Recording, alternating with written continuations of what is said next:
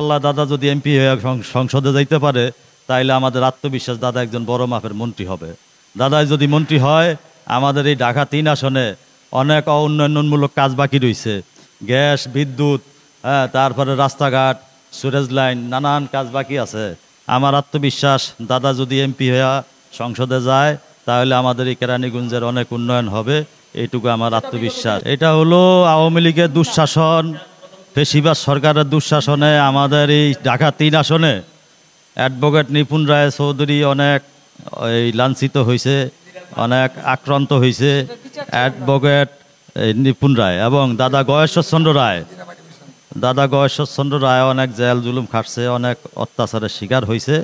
এটা দীর্ঘ 18 বছর আওয়ামী লীগ কোনো নেতাকর্মীকে বাদ রাখেন, একেবারে ছোট নেতার থেকে শুরু করে জাতীয় পর্যায়ের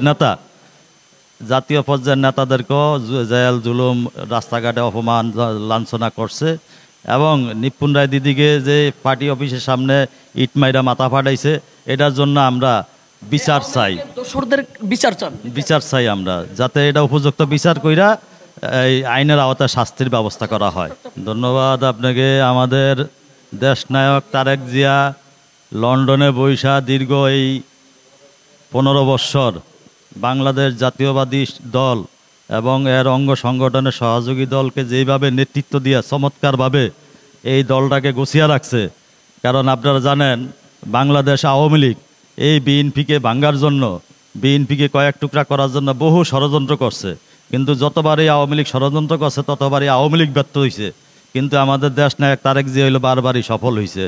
আমাদের নেতা তারেক জিয়া আমাদের ভবিষ্যতের এই দেশের প্রধানমন্ত্রী আমরা মনে করি হবে।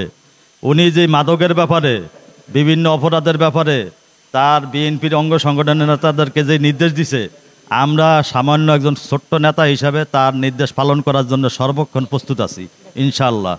আমাদের দেশ ও মাটির মা বেগম খালেদা জিয়া তার চিকিৎসার জন্য সর্বোচ্চ যেই ধরনের ভালো চিকিৎসাগুলো হয় সেই চিকিৎসার জন্য যা কিছু করার দরকার অবশ্যই আমাদের দেশবাসীর থেকে আমাদের বিশ্বাস সেটাই হবে। আর আপনি কিছুক্ষণ আগে যে কথাটা বললেন সেটার উত্তর দেই।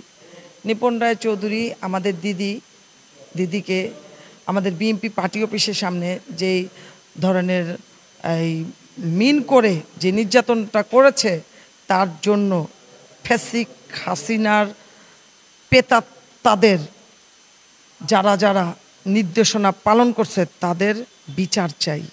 1, 2, আমরা যেটা আমাদের তারেক রহমান এই মাদকের ব্যাপারে বলছে, যেই জায়গায় মাদক হবে সেই জায়গায় প্রতিরোধ করতে বলছে। অবশ্যই করব না কেন? আমাদের তারেক রহমান সাহেব আমাদেরকে নির্দেশনা দিচ্ছে, ওটা তো আমরা পাগল অক্ষরে অক্ষরে পালন করব।